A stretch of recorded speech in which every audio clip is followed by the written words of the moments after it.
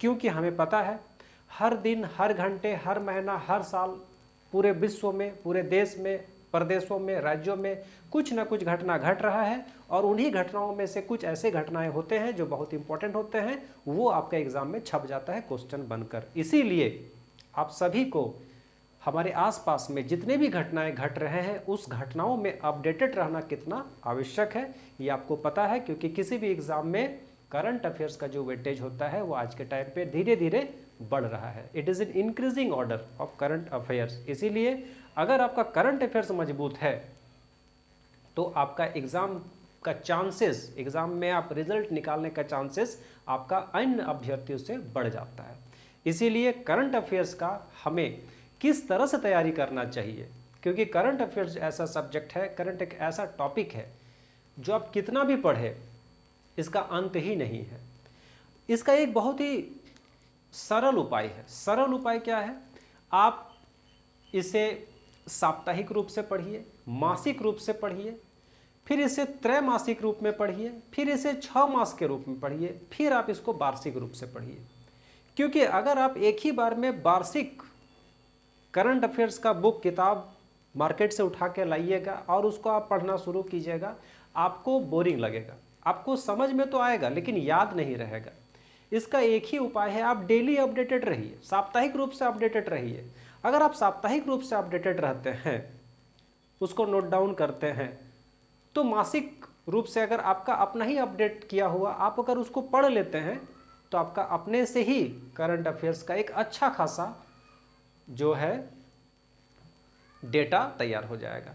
इसी कड़ी में हम आपको जून महीना में जो भी अपडेटेड और जो इम्पोर्टेंट न्यूज़, जो घटनाएं घटे हैं, उन सभी चीज़ों को अपने इस चैनल के माध्यम से, कुछ ऐसे घटना जो आपके आने वाले एग्ज़ाम में, आने वाले प्रीलिम्स बेस्ड एग्ज़ाम में, वनडे बेस्ड एग्ज़ाम में आने वाला है। आइए हम समझते हैं सबसे पहले current affairs of the month, जून महीना का क्या क्या करंट अफेयर्स क्वेश्चन बन सकता है। सबसे पहला क्वेश्चन है 2026 G7 समिट कहाँ हुआ। ये क्वेश्चन अभी मार्केट में बहुत ज़्यादा अपडेटेड है और 100% श्योर है कि आने वाला जो भी एग्ज़ाम होगा उसमें इससे एक क्वेश्चन जरूर बनने वाला है। आपको हम सबसे पहले बता दें कि 2026 G7 समिट जो है वो 15 से लेकर 17 जून फ्रांस के एवियन लेस बैंड्स में इसका समिट हुआ। ये आपको जगह याद रखना है। और पूछ सकता है कि उसका होस्ट कौन किया, तो होस्ट करने वाला कंट्री कौन है? फ्रांस। और फ्रांस के अभी वर्तमान में जो प्रधानमंत्री है वो कौन है? Emmanuel Macron. ठीक है, आपको याद रखना है, इन्हीं के द्वारा G7 समिट होस्ट किया गया है। अगर हम बात करें G7 समिट में कौन कौन से मेंबर हैं, क्वेश्चन यहां से भी बन सकता है, इसलिए मैंने एक ही क्वेश्चन को डिटेल्स में आपको समझाने का प्रयास किया है। आप इसे समझिए। अगर आपका G7 समिट से कहीं से भी क्वेश्चन आता है तो ये सारे चीज़ों को अगर आप पढ़ लेते हैं तो आपका क्वेश्चन कहीं से भी आए you can solve.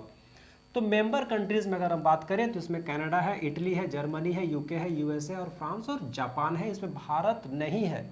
Bharat G7 का समूह में नहीं आता है। आगे हम लोग बात करेंगे क्यों नहीं आता है। इसका जो फाउंडेशन होता है वो मार्च 1975 में होता है, क्योंकि उस समय 1973 में ऑयल का क्राइसिस होता है जो अभी भी हो रहा है। अभी भी हमारा हॉर्मुज के रास्ते से जो तेल का सप्लाई होता है मैक्सिमम, वो कहीं ना कहीं बाधित है, किसी न किसी तरह से डिस्टर्बेंस है।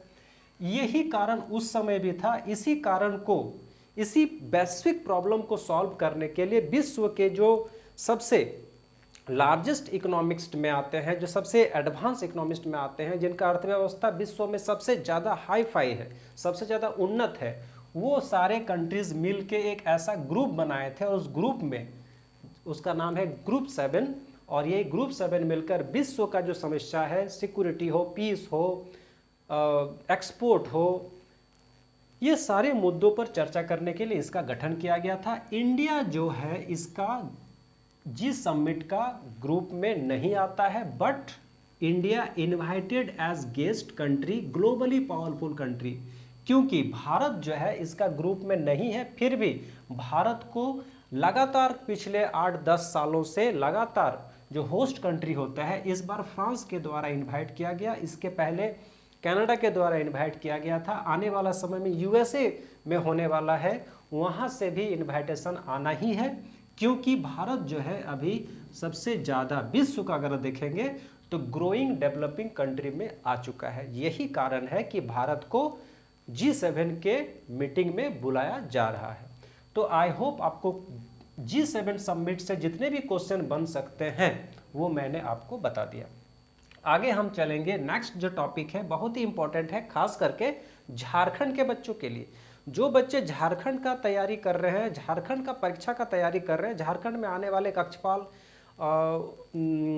आपका जेटेट का, तो जेटेट में तो ऐसे करंट अफेयर्स कम पूछा जाता है, लेकिन अगर आपका JSSC से कोई भी एग्ज़ाम है, फील्ड ऑफिसर का एग्ज़ाम आने वाला है, क्षेत्रीय कार्यकर्ता, कक्षपाल का एग्ज़ाम आने वाला है, अन्य जो भी एग्ज़ाम आने वाला है, उसके लिए ये जो है आपका 100% श्योर है कि इसमें से सवाल बनेगा। सबसे पहले हम जानते हैं कि झारखंड को 2026 में GI टैग मिला। तो झारखंड को GI टैग मिला, तो झारखंड में अभी तक कितने GI टैग हो गए? अभी कुल झारखंड में 12 GI टैग है। 2026 में इसे 11 ऐसे चीज़ों में GI टैग मिला। तो कुल मिलाकर पहले था 1, अभी हो गया मिला 11, टोटल कितना हो गया? 12। ठीक है, क्या क्या मिला वो यहाँ पर बताया गया है। इससे पहले हम लोग जान लेते हैं कि GI टैग है क्या। GI टैग जो है ये आपका है जियोग्राफिकल इंडिकेशन। किसी खास क्षेत्र पे, किसी खास क्षेत्र को एक स्पेसिफिक पहचान मिलना, उसी को बोलते हैं ज्योग्राफिकल आइडेंटिफिकेशन या ज्योग्राफिकल इंडिकेशन GI। हमारे देश में कुल सभी राज्यों को मिला के 658 GI टैग्स प्राप्त है। उसमें से सबसे ज़्यादा जो GI टैग्स मिला है वो यूपी को मिला है 74, तमिलनाडु को मिला है 56, और अगर हम बात करें सबसे पहला जो GI टैग मिला था वो मिला था वेस्ट बंगाल को। किस लिए मिला था? दार्जिलिंग का टी 2004 में मिला था। दार्जिलिंग का टी जो है उसका एक वैश्विक पहचान है जो वेस्ट बंगाल स्टेट में पड़ता है, और ये पहला GI टैग मिला था। हम जानते हैं आज के टाइम पे झारखंड में किस किस चीज़ में GI टैग प्राप्त है। सबसे पहले हम देखेंगे, ये लिस्ट आप लोगों को याद रखना होगा क्योंकि सवाल बन सकते हैं इसमें। कुचाई सिल्क जो सरायकेला खरसावां का क्षेत्रीय सिल्क साड़ी बनाया जाता है, ये इस बार GI टैग में शामिल किया गया है। भगैया सिल्क जो संथाल से है, तोसर सिल्क ये भी संथाल का है, टुमका चादर जो कि दुमका से है, पच्छी साड़ी जो कि झारखंड का हैंडीक्राफ्ट है, डोकरा क्राफ्ट जो कि नॉन फेरस क्राफ्ट है, ये भी झारखंड आदिवासियों का द्वारा है।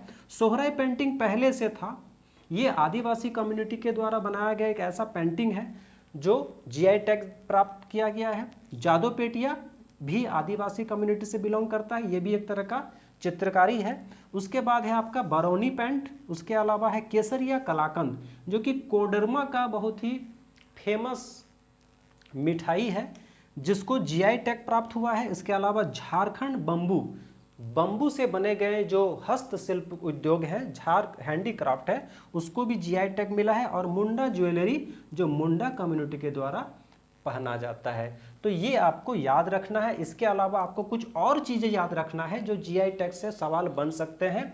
इस GI टैग का जो वैलिडिटी होता है वो 10 साल के लिए होता है, और इसका शुरुआत 15 सितंबर 2003 से शुरू हुआ है, और ये GI टैग भारत सरकार के उद्योग और वाणिज्य मंत्रालय के द्वारा दिया जाता है। उसके अलावा इसको देने के पीछे रीजन क्या है, देने से फ़ायदा क्या होता है? तो ऐसे चीज़ों को जिसमें GI टैग प्राप्त हो जाता है उस सामान का वैश्विक पहचान मिल जाता है, कानूनी सुरक्षा मिल जाता है, और उस चीज़ पर, उस सामान पर लोगों का भरोसा में वृद्धि हो जाता है।